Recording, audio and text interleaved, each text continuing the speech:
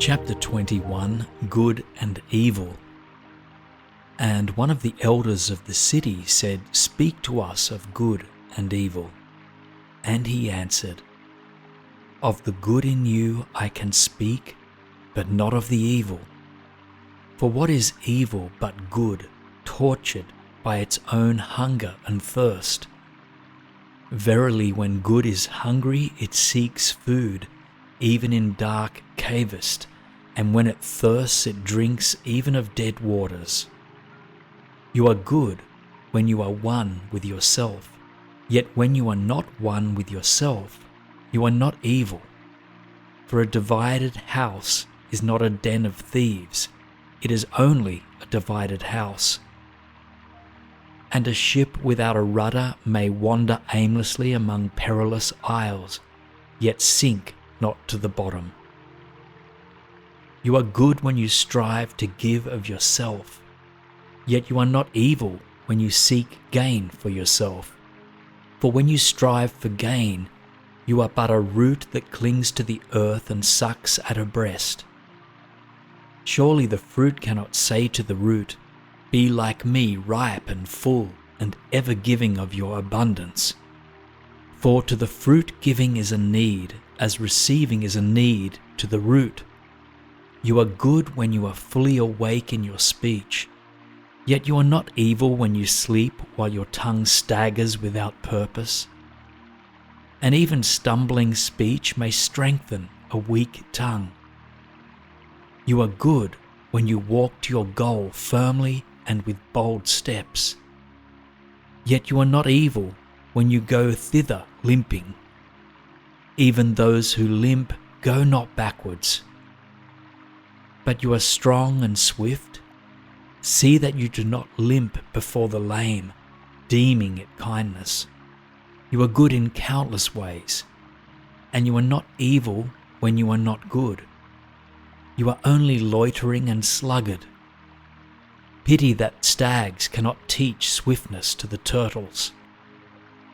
In your longing for your giant self lies your goodness, and that longing is in all of you.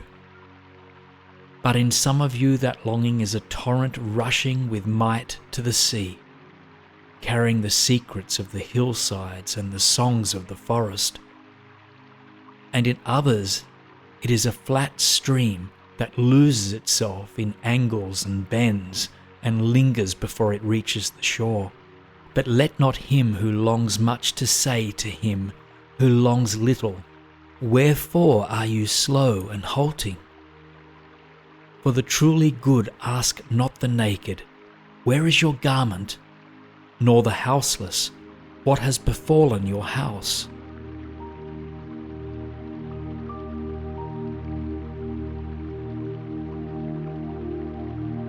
Chapter 22, Prayer. Then a priestess said, "Speak to us of prayer." And he answered, saying, "You pray in your distress and in your need. Would that you might pray also in the fullness of your joy and in your days of abundance. For what is prayer but the expansion of yourself into the living ether? And if it is for your comfort to pour your darkness into space, it is also for your delight to pour forth the dawning of your heart. And if you cannot but weep when your soul summons you to prayer, she should spur you again and yet again, though weeping, until you shall come laughing. When you pray, you rise to meet in the air those who are praying at that very hour, and whom save in prayer you may not meet. Therefore, let your visit to the temple invisible be for naught but ecstasy and sweet communion. For if you should enter the temple for no other purpose than asking, you shall not receive. And if you should enter into it to humble yourself, you shall not be lifted.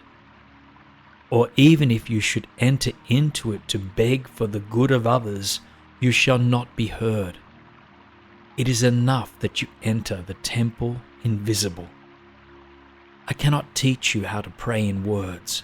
God listens not to your words, save when He Himself utters them through your lips. And I cannot teach you the prayer of the seas and the forests and the mountains. But you who are born of the mountains and the forests and the seas can find their prayer in your heart. And if you but listen in the stillness of the night, you shall hear them saying in silence, Our God, who art our winged self, it is thy will in us that willeth. It is thy desire in us that desireth. It is thy urge in us that would turn our nights, which are thine, into days, which are thine also.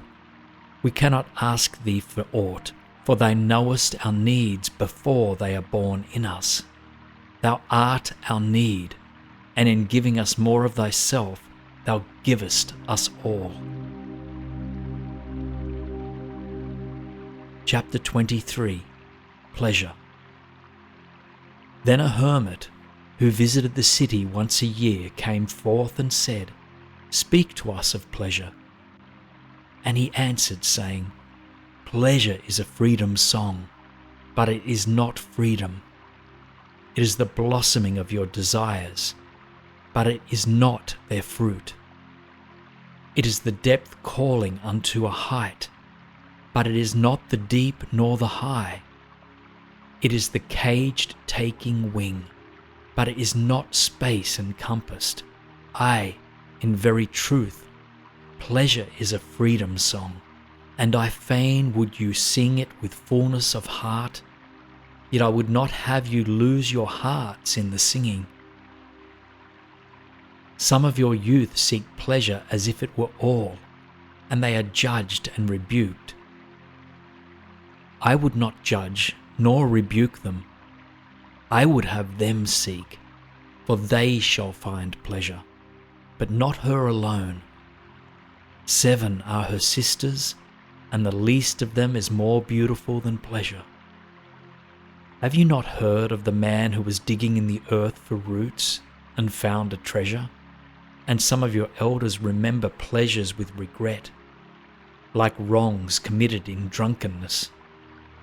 But regret is the beclouding of the mind, and not its chastisement. They should remember their pleasures with gratitude, as they would the harvest of a summer. Yet if it comforts them to regret, let them be comforted. And there are among you those who are neither young to seek nor old to remember, and in their fear of seeking and remembering they shun all pleasures, lest they neglect the Spirit or offend against it. But even in the foregoing is their pleasure, and thus they too find a treasure, though they dig for roots with quivering hands. But tell me, who is he that can offend the Spirit? Shall the nightingale offend the stillness of the night, or the firefly the stars? And shall your flame or your smoke burden the wind? Think you the Spirit is a still pool which can trouble with a staff? Oftentimes in denying yourself pleasure, you do but store the desire in the recesses of your being. Who knows but that which seems omitted today waits for tomorrow? Even your body knows its heritage and its rightful need, and will not be deceived. And your body is the harp of your soul, and it is yours to bring forth sweet music from it or confused sounds. And now you ask in your heart, how shall we distinguish that which is good in pleasure from that which is not good? Go to your fields and your gardens, and you shall learn that it is the pleasure of the bee to gather honey of the flower. But it is also the pleasure of the flower to yield its honey to the bee. For to the bee a flower is a fountain of life, and to the flower a bee is a messenger of love. And to both, bee and flower, The giving and the receiving of pleasure is a need and an ecstasy. People of Ophelis, be in your pleasures like the flowers and the bees. Chapter 24, Beauty. And a poet said, "Speak to us of beauty." And he answered, "Where shall you seek beauty, and how shall you find her unless she herself be your way and your guide? And how shall you speak of her except when she be the weaver of your speech?" The aggrieved and the injured say, "Beauty is kind and gentle. Like a young mother half shy of her own glory, she walks among us." And the passionate say, "Nay, beauty is a thing of might and dread. Like the tempest, she shakes the earth beneath us and the sky above us." The tired and the weary say, "Beauty is of soft whisperings. She speaks in our spirit."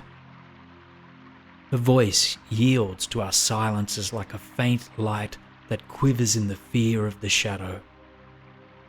But the restless say, "We have heard her shouting among the mountains," and with her cries came the sound of hoofs, and the beating of wings and the roaring of lions. At night the watchmen of the city say, "Beauty shall rise with the dawn from the east." And at noontide the toilers and the wayfarers say, "We have seen her leaning over the earth and the windows of the sunset." In winter say the snowbound, "She shall come with the spring leaping upon the hills." And in the summer heat the reapers say, "We have seen her dancing with the autumn leaves, and we saw a drift of snow in her hair." All these things have you said of beauty, yet in truth you spoke not of her, but of needs unsatisfied, and beauty is not a need, but an ecstasy. It is not a mouth thirsting nor an empty hand stretched forth, but rather a heart inflamed and a soul enchanted. It is not the image you would see nor the song you would hear, but rather an image you see through your closed eyes and a song you hear through your shut ears. It is not the sap within the furrowed bark, nor a wing attached to a claw, but rather a garden forever in bloom and a flock of angels forever in flight. People of Ophelis, beauty is life when life unveils her holy face. But you are life and you are the veil. Beauty is eternity gazing at itself in a mirror. But you are eternity, and you are the mirror. Chapter 25, Religion. And an old priest said, "Speak to us of religion." And he said, "Have I spoken this day of aught else? Is not religion all deeds and all reflection? And that which is neither deed nor reflection, but a wonder and a surprise ever springing in the soul, even while the hands hew the stone or tend the loom? Who can separate his faith from his actions, or his belief from his occupations? Who can spread his hours before him, saying, 'This for God and this for myself, this for my soul and this other for my body'? All your hours are wings that beat through space from self to self. He who wears his morality but as his best garment were better naked. The wind and the sun will tear no holes in his skin. And he who defines his conduct by ethics imprisons his songbird in a cage. The freest song comes not through bars and wires, and he to whom worshipping is a window, to open but also to shut, has not yet visited the house of his soul, whose windows are from dawn to dawn. Your daily life is your temple and your religion. Whenever you enter into it, take with you your all, Take the plough and the forge and the mallet and the lute, the things you have fashioned in necessity or for delight, for in reverie you cannot rise above your achievements, nor fall lower than your failures. And take with you all men, for in adoration you cannot fly higher than their hopes, nor humble yourself lower than their despair. And if you would know God, be not therefore a solver of riddles. Rather, look about you, and you shall see him playing with your children, and look into space. You shall see him walking in the cloud, outstretching his arms in the lightning and descending in rain. You shall see him smiling in flowers, then rising and waving his hands in trees.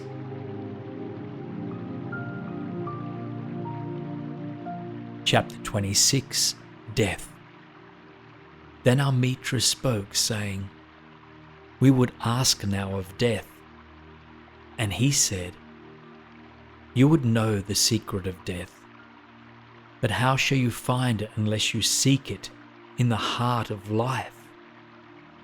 The owl whose night-bound eyes are blind unto the day cannot unveil the mystery of light. If you would indeed behold the spirit of death, open your heart wide unto the body of life. For life and death are one, even as the river and the sea are one. In the depth of your hopes and desires lies your silent knowledge of the beyond, and like seeds dreaming beneath the snow, your heart dreams of spring. Trust the dreams, for in them is hidden the gate to eternity. Your fear of death is but the trembling of the shepherd when he stands before the king, whose hand is to be laid upon him in honour. Is the shepherd not joyful beneath his trembling, that he shall wear the mark of the king? Yet is he not more mindful of his trembling? For what is it to die but to stand naked in the wind and to melt into the sun? And what is it to cease breathing but to free the breath from its restless tides, that it may rise and expand and seek God unencumbered? Only when you drink from the river of silence shall you indeed sing. And when you have reached the mountain top, then you shall begin to climb, and when the earth shall claim your limbs, then you shall truly dance. Chapter 27. The Farewell. And now it was evening, and Almitra, the seeress, said, Blessed be this day and this place and your spirit that has spoken. And he answered, Was it I who spoke? Was I not also a listener? Then he descended the steps of the temple, and all the people followed him. And he reached his ship and stood upon the deck. And facing the people again, he raised his voice and said, People of Opheles, the wind bids me leave you. Less hasty am I than the wind, yet I must go. We wanderers, even seeking the lonelier way, begin no day where we have ended another day, and no sunrise finds us where the sunset left us. Even while the earth sleeps, we travel. We are the seeds of the tenacious plant, and it is in our ripeness and our fullness of heart that we are given to the wind and are scattered. Brief were my days among you, and brief are still the words I have spoken. But should my voice fade in your ears and my love vanish in your memory, then I will come again, and with a richer heart and lips more yielding to the Spirit will I speak. Yea, I shall return with the tide. And though death may hide me, and the greater silence enfold me, yet again will I seek your understanding, and not in vain will I seek. If aught I have said its truth, that truth shall reveal itself in a clearer voice and in words more akin to your thoughts. I go with the wind, people of Orphalese, but not down into emptiness. And if this day is not a fulfillment of your needs and my love, then let it be a promise till another day.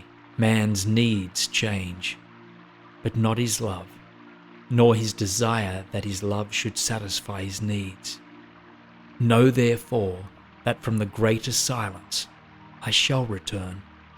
The mist that drifts away at dawn, leaving but dew in the fields, shall rise and gather into a cloud, and then fall down in rain.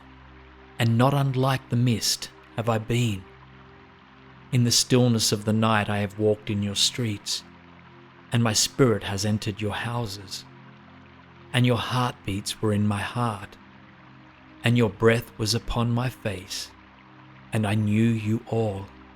I knew your joy and your pain, and in your sleep your dreams were my dreams. And oftentimes I was among you a lake, among the mountains. I mirrored the summits in you and the bending slopes, and even the passing flocks of your thoughts and your desires. And to my silence came the laughter of your children in streams, and the longing of your youths in rivers. And when they reached my depth, the streams and the rivers ceased not yet to sing. But sweeter still than laughter, and greater than longing came to me. It was the boundless in you, the vast man in whom you are all but cells and sinews. He in whose chant all your singing is but a soundless throbbing. It is in the vast man that you are vast, and in beholding him that I beheld you and loved you. For what distances can love reach that are not in the vast sphere? What visions, what expectations and presumptions can outsoar that flight? Like a giant oak tree covered with apple blossoms is the vast man in you. His might binds you to the earth, his fragrance lifts you into space, and his durability you are deathless. You have been told that, even like a chain, you are as weak as your weakest link. This is but half the truth. You are also as strong as your strongest link. To measure you by your smallest deed is to reckon the power of ocean by the frailty of its foam. To judge you by your failures is to cast blame upon the seasons for their inconstancy. You are like an ocean, and though heavy-grounded ships await the tide upon your shores, yet, even like an ocean, you cannot hasten your tides. And like the seasons you are also, and though in your winter you deny your spring, yet spring, reposing within you, smiles in her drowsiness and is not offended. Think not I say these things in order that you may say the one to the other, He praised us well, He saw but the good in us. I only speak to you in words of that which you yourselves know in thought. And what is word knowledge, but a shadow of wordless knowledge? Your thoughts and my words are waves from a sealed memory that keeps records of our yesterdays, and of the ancient days when the earth knew not us nor herself, and of nights when earth was upwrought with confusion. Wise men have come to you to give you of their wisdom. I came to take of your wisdom, and behold, I have found that which is greater than wisdom. It is a flame spirit in you, ever gathering more of itself, while you, heedless of its expansion, bewail withering of your days. It is life in quest of life in bodies that fear the grave. There are no graves here. These mountains and plains are a cradle and a stepping stone. Whenever you pass by the field where you have laid your ancestors, look well thereupon, and you shall see yourselves and your children dancing hand in hand. Verily you often make merry without knowing. Others have come to you to whom for golden promises made unto your faith you have given but riches and power and glory. Less than a promise have I given, and yet more generous have you been to me. You have given me my deeper thirsting after life. Surely there is no greater gift to a man than that which turns all his aims into parching lips and all of life into a fountain. And in this lies my honour and my reward, that whenever I come to the fountain to drink, I find the living water itself thirsty, and it drinks me while I drink it. Some of you have deemed me proud and over-shy to receive gifts. Too proud indeed am I to receive wages, but not gifts. And though I have eaten berries among the hills, when you would have me sit at your board, and slept in the portico of the temple, when you would gladly have sheltered me, yet it was not your loving mindfulness of my days and my nights that made food sweet to my mouth, and girdled my sleep with visions. For this I bless you most. You give much, and know not that you give it all. Verily the kindness that gazes upon itself in a mirror turns to stone, and a good deed that calls itself by tender names becomes the parent to a curse. And some of you have called me aloof, and drunk with my own aloneness. And you have said, he holds counsel with the trees of the forest, but not with the men. He sits alone on hilltops and looks down upon our city. True it is that I have climbed the hills and walked in remote places. How could I have seen you save from a great height or a great distance? How can one be indeed near unless he be far? And others among you call unto me, not in my words, and they say, Stranger, stranger, lover of unreachable heights, why dwell you among the summits where eagles build their nests? Why seek you the unattainable? What storms would you trap in your net, and what vaporous birds do you hunt in the sky? Come and be one of us. Descend and appease your hunger with our bread, and quench your thirst with our wine. In the solitude of their souls they said these things. But were their solitude deeper, they would have known that I sought but the secret of your joy and your pain, and I hunted only your larger selves that walk the sky. But the hunter was also the hunted, for many of my arrows left my bow only to seek my own breast. And the flyer was also the creeper, for when my wings were spread in the sun, their shadow upon the earth was a turtle, and I the believer was also the doubter. For often I have put my finger in my own wound, that I might have the greater belief in you, and the greater knowledge of you. And it is with this belief and this knowledge that I say, you are not enclosed within your bodies, nor confined to houses or fields. That which is you dwells above the mountains and roves with the wind. It is not a thing that crawls into the sun for warmth or digs holes in the darkness for safety, but a thing free, a spirit that envelops the earth and moves in the ether. If these be vague words, then seek not to clear them. Vague and nebulous is the beginning of all things, but not their end. And I fain would you remember me as a beginning, life, and all that lives is conceived in the mist and not in the crystal. And who knows but a crystal is a mist in decay? This would I have you remember in remembering me.